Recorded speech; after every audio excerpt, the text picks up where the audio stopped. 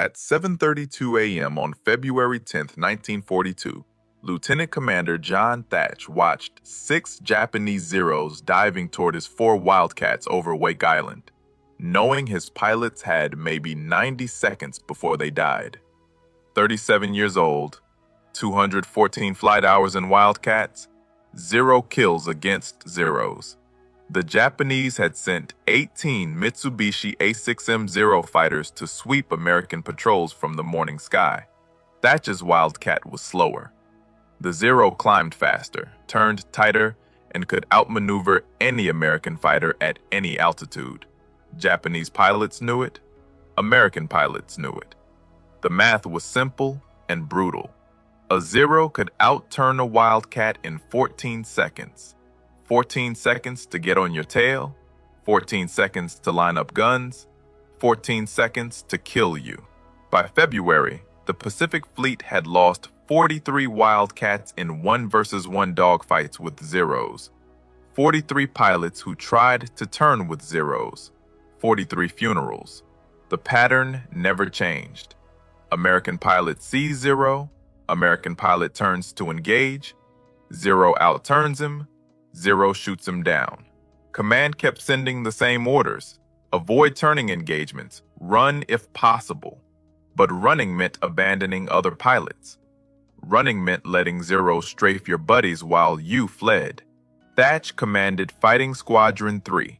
4 pilots, 4 Wildcats, 4 men who trusted him to keep them alive. But he had no answer for the Zero's turn radius. No answer for its climb rate.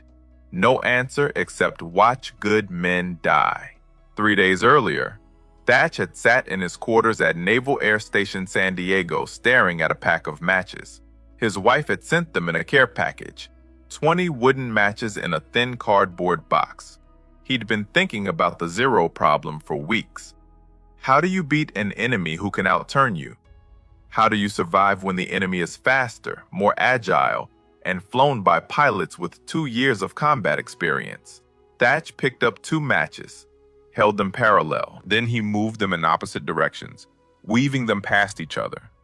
The matches crossed again, never separated, always supporting each other. And something clicked in his brain. What if 2 Wildcats didn't fight independently? What if they flew as a pair, weaving back and forth? If a Zero got on one Wildcat's tail, that Wildcat would turn toward his wingman. The wingman would turn toward him. They'd cross paths. And the Zero chasing the first Wildcat would fly directly into the second Wildcat's guns. It was insane. It violated every fighter doctrine in the U.S. Navy manual. Fighters fought alone. Pairs stayed together for navigation. But when combat started, you split up and fought 1 versus 1. That was how air combat worked. That was how every pilot had been trained since 1918. But Thach couldn't stop seeing those matches weaving together. Couldn't stop thinking about 43 dead pilots. If you want to see if Thach's matchstick weave worked against Zeros, hit that like button right now. And subscribe, because what happens next is insane. Back to Thach. He'd called his wingman, Lieutenant Edward O'Hare, into his quarters that night, showed him the matches, explained the weave. O'Hare stared at the matches for 30 seconds. Then he looked at Thach and asked one question. When do we test it? 4 days later, Thach was about to find out if his matchstick trick would save lives or get 4 pilots killed. The 6 Zeros were 1,200 yards out and closing fast. His hand moved to the radio. Time to try something that had never been done in combat. Time to find out if 2 matches could beat 6 Zeros. Thach's voice cracked across the radio. Weave on my mark. His wingman, Lieutenant Junior Grade Edward Bassett, was 800 feet to his right. 2 more Wildcats, piloted by Ensigns Daniel Sheedy and Edgar Colson, flew another 1,000 feet beyond Bassett. 4 American fighters in a loose line, 6 Zeros diving from 11,000 feet. Standard doctrine said split up, turn independently, fight alone. But Thach keyed his radio and gave an order that had never been spoken in U.S. Navy combat. Bassett, on me. Weave pattern. Execute. Bassett turned his Wildcat toward Thach. Thach turned toward Bassett. They flew directly at each other. The Zeros dropped to 8,000 feet. Japanese pilots probably thought the Americans were panicking. Probably thought two Wildcats were about to collide. But Thach and Bassett didn't collide. At 400 yards, both pilots banked hard. Thach pulled left. Bassett pulled right. They crossed paths with 200 feet separation. Then they kept turning, coming around to cross again. A figure-8 pattern. Two aircraft weaving back and forth like those matches on Thach's desk. The lead Zero pilot picked Bassett, committed to the tail chase, closed to 600 yards. Standard Zero tactic. Get close, use superior maneuverability, hammer the target with 20mm cannon fire. The Zero pilot probably expected Bassett to try turning with him. Probably expected an easy kill. But Bassett didn't turn away from the Zero. He turned toward Thach. The Zero followed, lining up guns. 500 yards. 400 yards. The Zero pilot had Bassett centered in his gun sight, 3 seconds from firing. Then Thach's Wildcat came screaming through the weave pattern from the opposite direction. The Zero pilot suddenly had a new problem. He was chasing Bassett, but Bassett was flying directly toward another Wildcat, and that Wildcat had guns pointed straight at him. Thach opened fire at 300 yards. 650 caliber machine guns, 70 rounds per second. The Zero pilot had one choice: break off the attack or fly into a wall of bullets. He broke off, pulled hard right, climbed. The other 5 Zeros scattered. For the first time in Pacific combat, Zeros were running from Wildcats. Sheedy and Coulson had watched the weave work. Now they tried it. Sheedy turned toward Coulson. Coulson turned toward Sheedy. 2 more Wildcats weaving. Another Zero committed to Coulson's tail. Got to 400 yards. Then Sheedy came through the weave and the Zero pilot flinched, pulled up, disengaged. The dogfight lasted 6 minutes. 6 Japanese Zeros versus 4 American Wildcats. Standard outcome should have been 4 dead Americans. But when the Zeros finally climbed away and headed northwest, all 4 Wildcats were still flying. Thach checked his fuel, checked his wingman. Nobody hit. Nobody killed. The weave had worked. Thach landed at Ford Island 40 minutes later. His hands were shaking, not from fear, from adrenaline, from the realization that maybe, just maybe, American pilots didn't have to die every time they met Zeros. But Fighter Command wasn't convinced. Thach filed his combat report that afternoon, described the weave, explained how it worked, recommended immediate adoption across all fighter squadrons. The response came back 3 days later. Interesting tactic. Needs further testing. Not approved for widespread use. Thach stared at that response for a long time. 43 pilots dead in February, and Command wanted more testing. Meanwhile, the Japanese were planning something bigger, something that would test the weave against odds no fighter pilot had ever faced. Because in 68 days, Thach would be flying over an island called Midway, and he'd be facing 50 Zeros with 8 Wildcats. Between February and June 1942, Thach trained Fighting Squadron 3 on the weave every single day. Morning flights, afternoon flights, night formations when the moon was bright enough. His pilots flew the pattern until they could execute it blind. Turn towards your wingman, cross, turn back, cross again. Simple in theory, brutal in practice at 300 miles per hour with Zeros shooting at you. The Navy still hadn't officially approved the tactic, but Thach didn't wait for approval. He taught it to every pilot who would listen, showed them the matches, drew diagrams on blackboards, explained the geometry. If a zero commits to your tail, you turn into your wingman. The zero has to choose: follow you into your wingman's guns or break off. Either way, you survive. Some pilots understood immediately. Others thought Thach was crazy. One squadron commander told him the Weave violated basic fighter doctrine. You can't fly toward another aircraft in combat. You'll collide, you'll panic, you'll get both pilots killed. But Thach kept teaching, because pilots kept dying. By May, the Pacific Fleet had lost 91 Wildcats in combat with zeros, 91 funerals, 91 letters to families, and Fighter Command still issued the same orders: avoid engagement when possible, run if outnumbered. The orders might as well have said give up and die. Then, naval intelligence intercepted Japanese radio traffic. Code breakers at Station Hypo in Pearl Harbor decrypted the messages. The Japanese were planning a massive assault on Midway Island. 4 aircraft carriers, 270 aircraft, the largest carrier operation in Japanese naval history. The attack was scheduled for June 4th, 1942. Admiral Chester Nimitz called every available carrier to Pearl Harbor. He had 3: Yorktown, Enterprise, and Hornet. The Japanese had 4, plus 2 years of combat experience, plus zeros that could outfly anything America had. The math was nightmare fuel. American carriers were outnumbered. American pilots were outmatched. And Midway Island had a runway that Japanese bombers would turn into rubble in the first 30 minutes.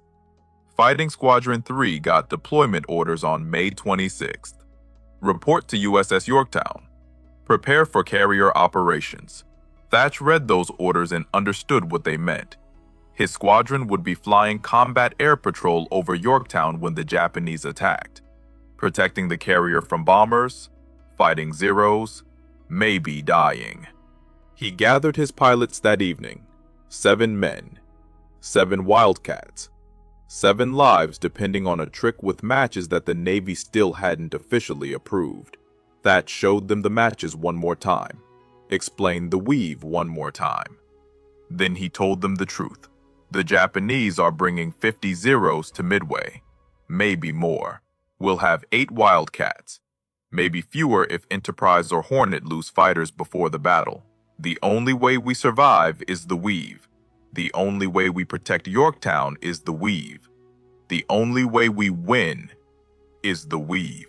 One pilot asked the obvious question: what if it doesn't work? What if we weave and the zeros just shoot us anyway? Thach didn't have a good answer. He just showed them the matches again. Showed them how 2 matches weaving could cover each other, could protect each other, could survive together when surviving alone was impossible. Yorktown sailed from Pearl Harbor on May 30th. 4 days to Midway. 4 days to prepare for a battle that would decide the Pacific War. 4 days to pray that a matchstick trick would work when 50 zeros came screaming out of the sky. Because on June 4th, at 0930 hours, Thach would look up and see something no American pilot had ever faced: a sky completely black with Japanese fighters. June 4th, 1942, 0930 hours. Thach was at 14,000 feet above Yorktown when the first Japanese strike wave appeared. 18 Aichi dive bombers escorted by 12 zeros. Not 50. Not the massive formation intelligence had predicted. But 12 zeros was still 3-to-1 odds against Thach's 4-plane section. The zeros came in high, 15,000 feet. Standard Japanese doctrine. Establish altitude advantage, dive on American fighters, use speed and maneuverability to dominate the fight. Thach counted the enemy aircraft, counted his own.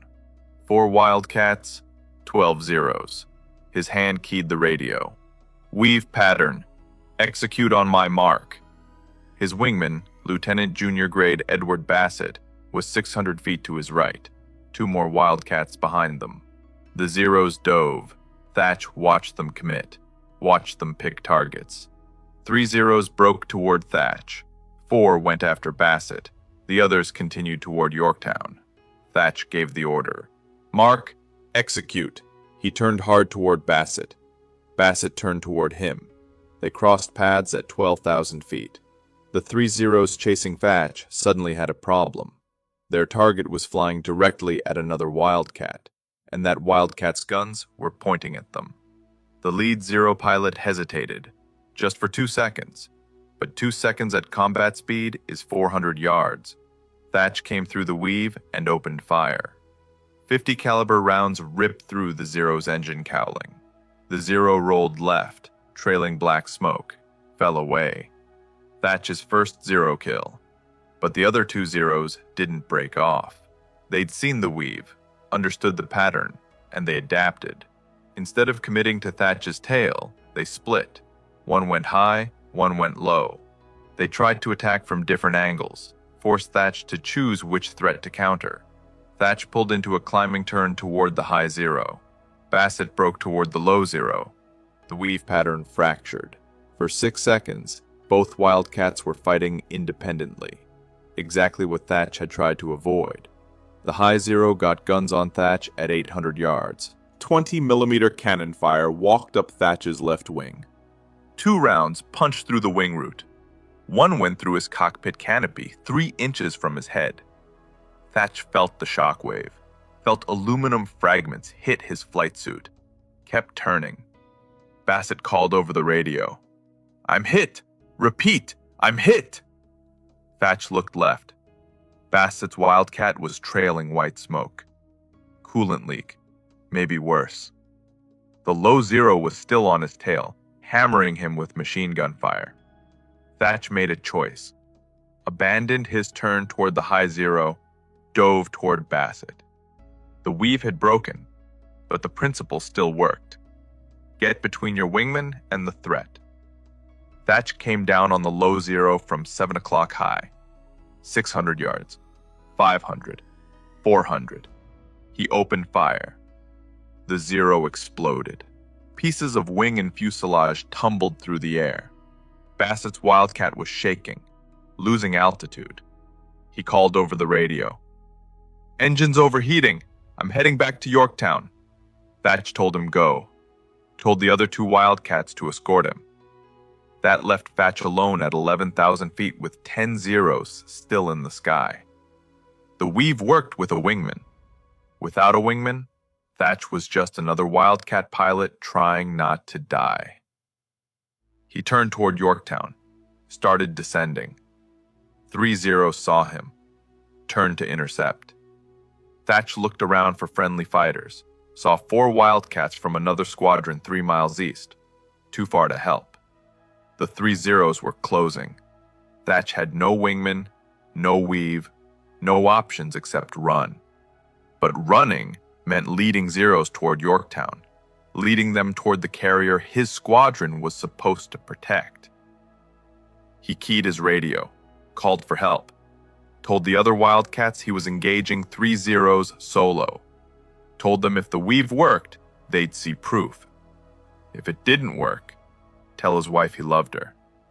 Then Thach turned his Wildcat toward 3 Zeros and prepared to test whether a matchstick trick could save one pilot's life. Thach was at 9,000 feet when the 3 Zeros reached firing range. He was alone. No wingman to weave with, no support. But he'd spent 4 months thinking about the weave, 4 months understanding the geometry, and he realized something. The weave didn't require 2 aircraft. It required 2 points in space. He turned hard right, then immediately reversed left. Sharp, angular turns. Not the smooth turning fight Zeros expected. The lead Zero committed to follow Thach's right turn, but Thach was already reversing left. The Zero pilot had to correct, had to pull harder, had to burn energy. Thach did it again. Right turn, left reversal. The Zero followed right, Thach went left. The Japanese pilot was always half a second behind, always correcting, always reacting, and every correction cost speed, cost energy, cost the altitude advantage. After 40 seconds of reversals, the Zero was co-altitude with Thach. Same speed, same energy state, no advantage. The Zero pilot broke off, climbed away. The other two Zeros followed him.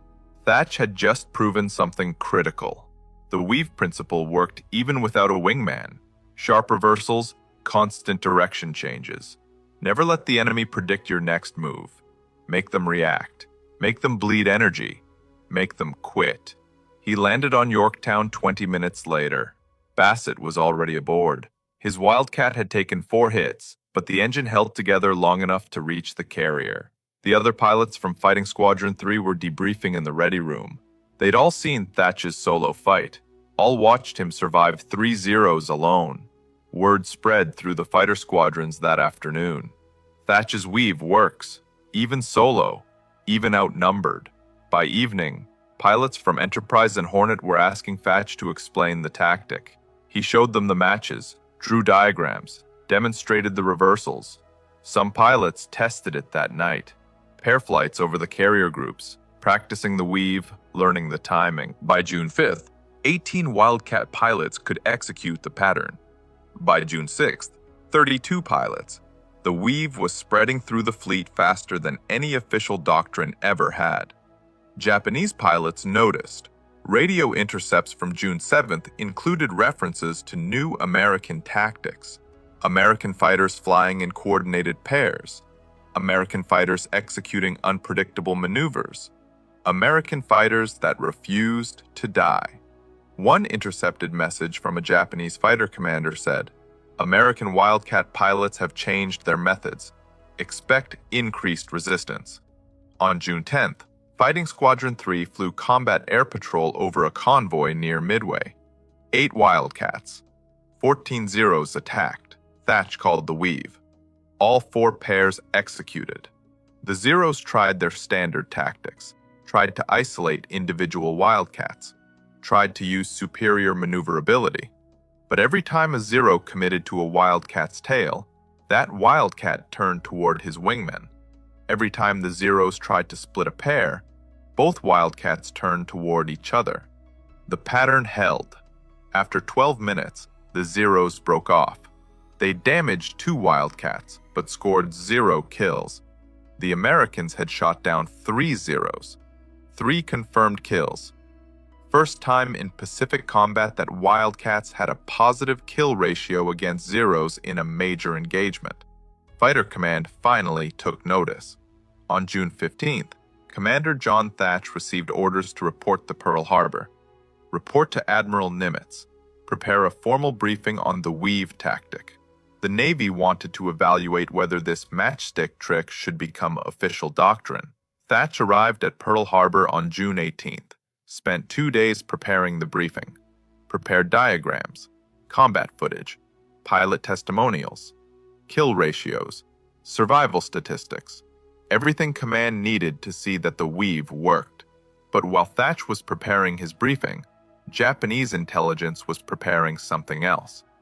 They'd analyzed the new American tactics. They'd studied the Weave pattern, and they'd developed a counter tactic, a way to break the Weave, a way to kill both Wildcats at once.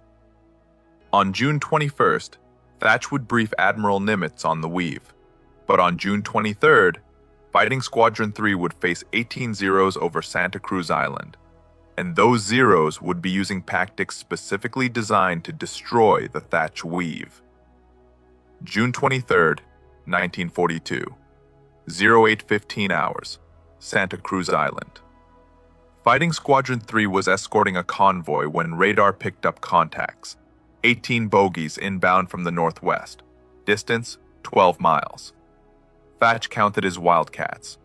8 aircraft, 4 pairs. Standard Weave formation. He'd briefed Nimitz 3 days earlier.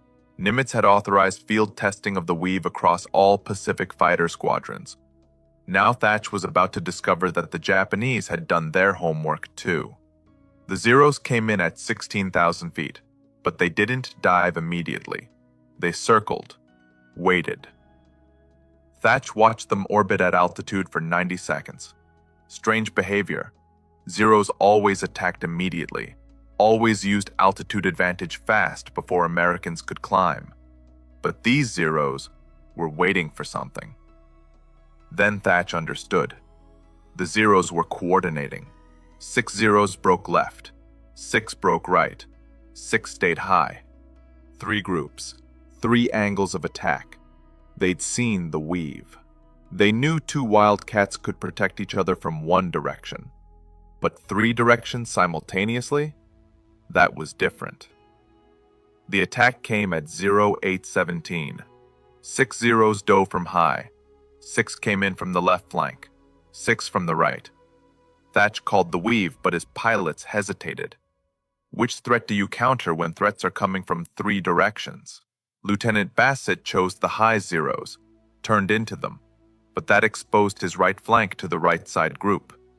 Ensign Sheedy turned to cover Bassett's right, but that broke the weave pattern with his own wingman. Suddenly, all 4 pairs were fragmented. 8 Wildcats fighting independently. Exactly what the Japanese wanted. Thach saw it happening, saw the weave collapsing. Keyed his radio.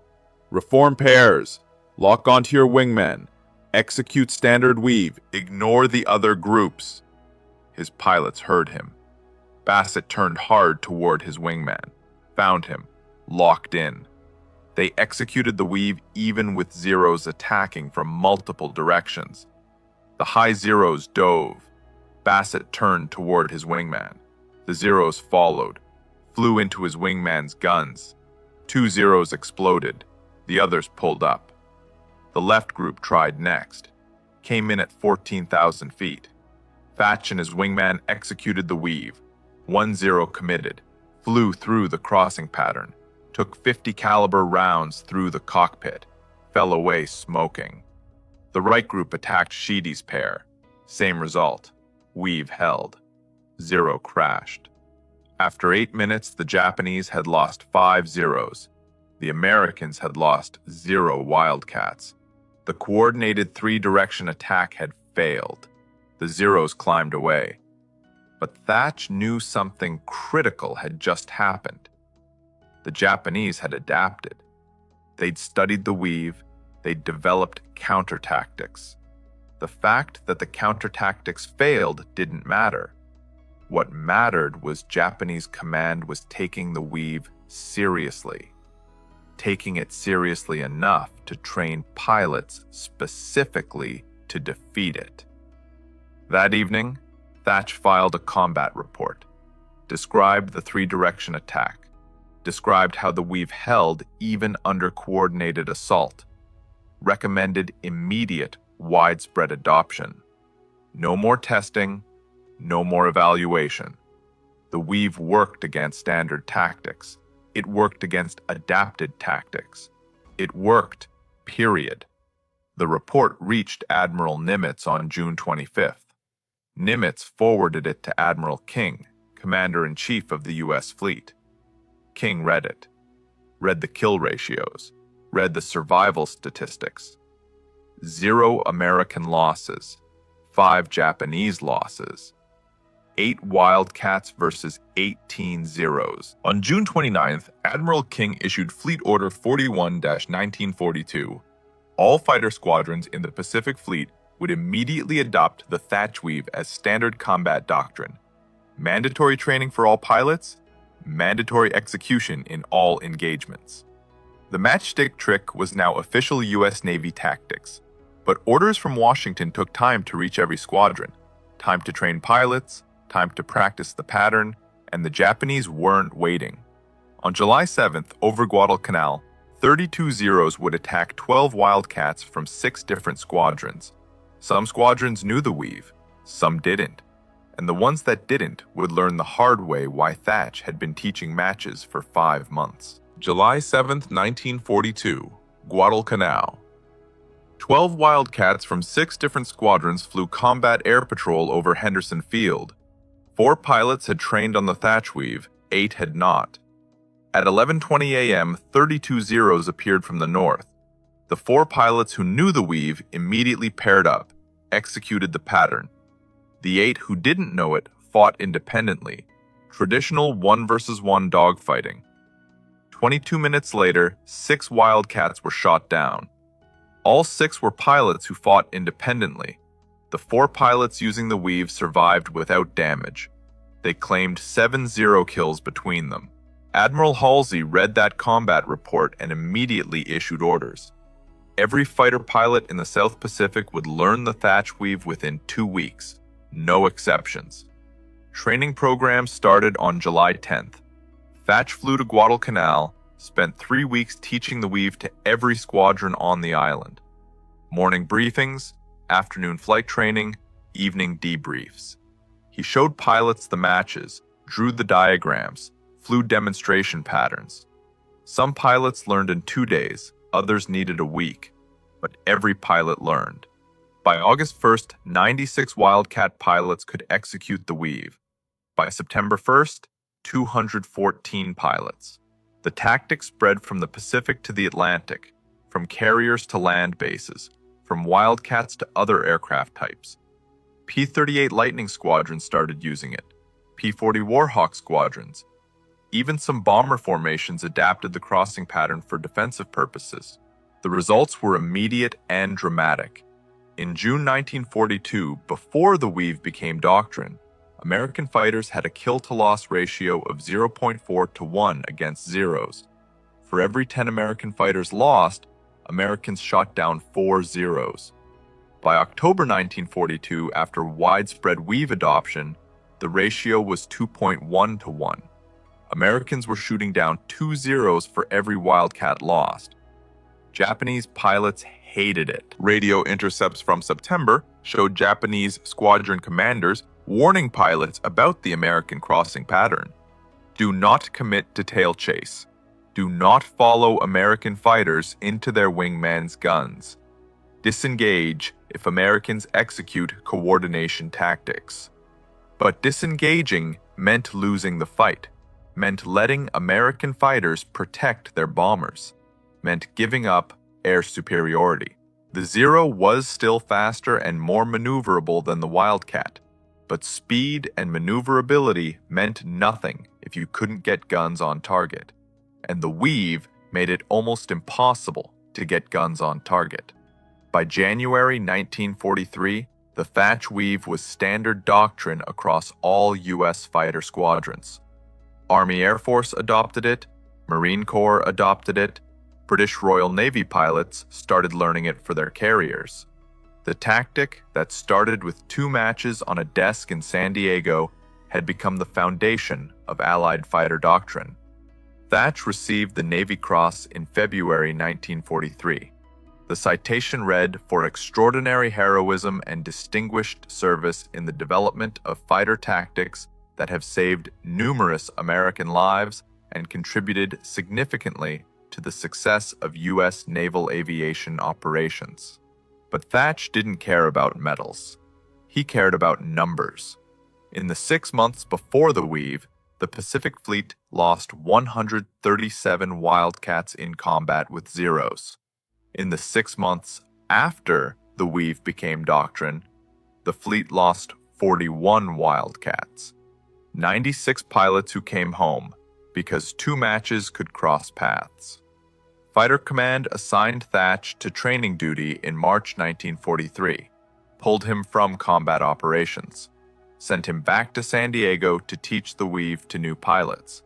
He hated it, hated being away from the fight, but Command told him he was more valuable as an instructor than as a combat pilot.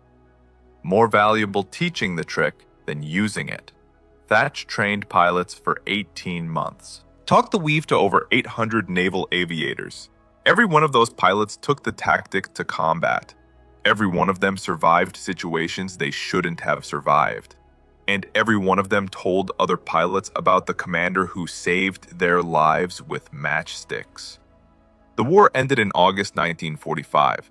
Thach was 40 years old. He'd flown 73 combat missions, scored 6 confirmed kills, received the Navy Cross, 2 Distinguished Flying Crosses, and 3 Air Medals. But none of that compared to the number that mattered. Over 2,000 American pilots survived the war because they knew how to weave.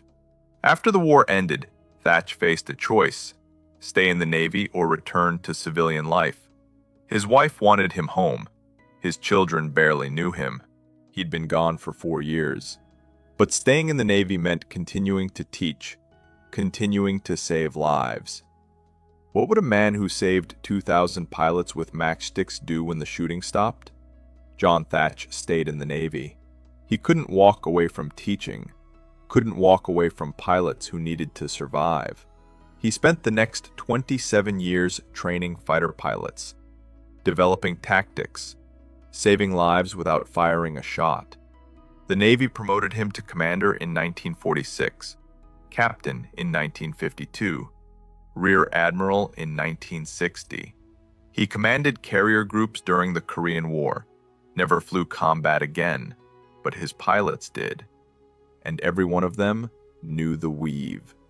Korean War fighter pilots called it the Thach Weave, officially. No other tactic in military history carried a pilot's name while he was still alive. During Vietnam, the weave evolved. F4 Phantom pilots adapted it for supersonic speeds, called it Fluid 4 formation. Same principle, same crossing pattern, different speeds. American pilots used it against North Vietnamese MiGs. The MiG-17 could outturn the F4, just like the Zero outturned the Wildcat. But the Weave worked at 600 miles per hour, the same way it worked at 300. Thach retired from the Navy in 1973. 4-star admiral, 40 years of service. He moved back to San Diego, lived quietly, didn't talk much about the war, didn't talk about Midway or Guadalcanal or the 2,000 pilots. When reporters asked about the Weave, he always said the same thing.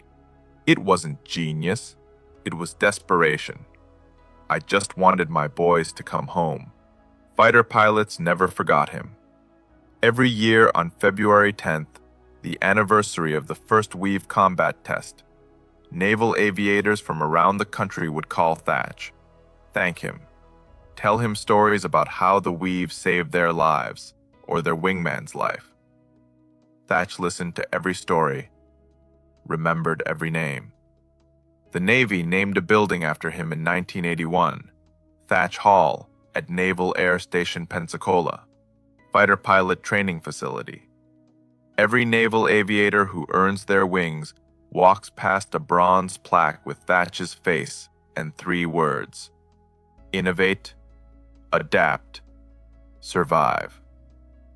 Thach died on April 15, 2001, 86 years old. His funeral at Arlington National Cemetery drew over 300 naval aviators.